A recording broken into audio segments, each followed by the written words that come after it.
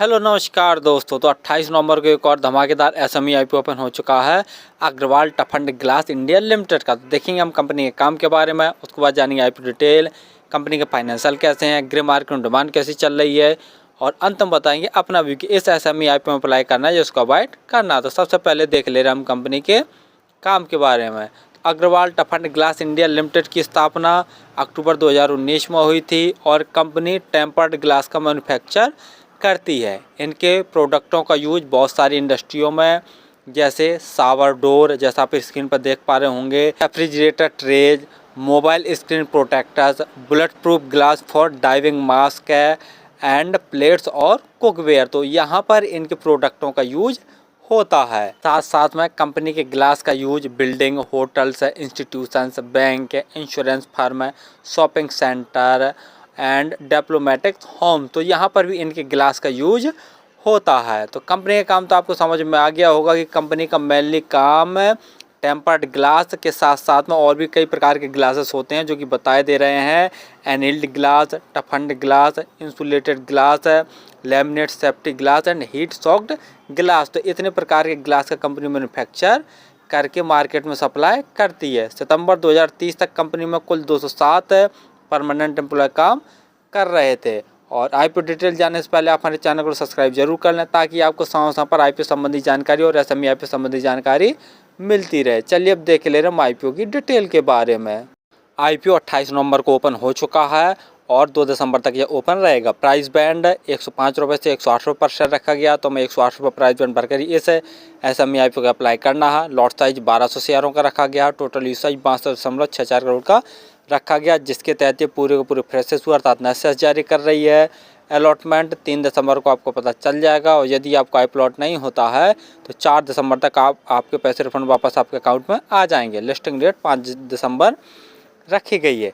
Reservation में anchor investor के लिए 28.45% का रिजर्वेशन, मार्केट मेकर के लिए 5.13%, QIB के लिए 18.97%, HNI कैटेगरी के लिए 14.24% का और रिटेल बायों के लिए 33.21% का रिजर्वेशन रखा गया है। रिटेल कैटेगरी में यदि आप एक लॉट अप्लाई करते हैं तो आपको 1,29,600 रुपये खर्च करने पड़ेंगे और रिटेल कैटेगरी में एक ही लॉट अप्लाई किया जा सकता है। यदि HNI कैटेगरी में अप्लाई करना चाहते हैं तो कम से कम 2 लॉट अप्लाई करने पड़ेंगे, जिसके लिए आपको 2,59,200 रुपये खर्च करने पड़ेंगे। आईपीओ आने के पहले इनकी प्रोमोटर होल्डिंग 95.16% थी। आईपीओ आने के बाद इनकी प्रोमोटर होल्डिंग 63.94% जैसी बचेगी। ROE 21.77%, ROC 19.78%, डेप्ट टू इक्विटी 1.47, यानी डेप्ट टू इक्विटी देख लिया जाए तो एक से ज़्यादा, ये कहीं ना कहीं नेगेटिव है। ROE ROC ठीक ठाक है। PE 21.03, PE वाइज थोड़ी सी महंगी वैल्यूएशन पर अपने आईपीओ को लेके आए हैं। बाकी जैसा फाइनेंशियल देख रहे हैं तो ऑल अमाउंट सभी के सभी लाख में दिए हुए हैं।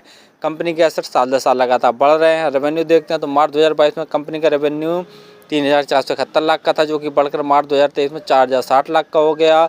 मार्च 2024 में इनके रेवेन्यू में थोड़ी सी गिरावट देखने को मिली। कंपनी का रेवेन्यू सिर्फ 4,050 लाख का ही बचा।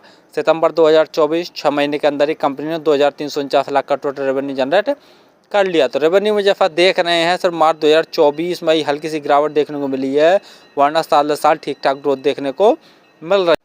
वहीं प्रॉफिट आफ्टर टैक्स देखते हैं तो मार्च 2022 में कंपनी का प्रॉफिट 50 लाख का था, जो कि बढ़कर मार्च 2023 में 96 लाख का हो गया है। मार्च 2024 में इसका प्रॉफिट बढ़कर 868 लाख का, यानी ज़बरदस्त ग्रोथ देखने को मिला मार्च 2024 में। सितंबर 2024 में कंपनी का प्रॉफिट बढ़कर 453 लाख का हो गया, यानी 6 महीने के अंदर ही कंपनी ने 453 लाख का नेट प्रॉफिट जनरेट कर लिया। नेटवर्थ वो भी साल दर साल बढ़ रही है। रिजर्व कंपनी का मार्च 2022 में 190 लाख का था। सितंबर 2024 तक इनका जो रिजर्व था वो 897 लाख का बढ़कर हो गया। वहीं बोरिंग कंपनी के ऊपर मार्च 2022 में 2,641 लाख की थी, जो कि बढ़कर सितंबर 2024 में 3,055 लाख की हो गई है। तो यहाँ जैसा बोरिंग देख रहे हैं कंपनी के ऊपर बहुत ज़्यादा हैं। GMP ग्रे मार्केट प्रीमियम देखे ले रहे हैं तो 9 रुपये पर शेयर की ग्रे मार्केट में डिमांड निकल कर आ रही है और 1200 शेयरों का एक लॉट है। तो 9 गुणे 1200 करके देखते हैं तो एक लॉट में लगभग 10,800 रुपये जैसा प्रॉफिट निकल कर आ रहा है। परसेंट वाइज देखा जाए तो लगभग 8 से 9% जैसी इसकी ग्रे मार्केट में GMP चल रही है।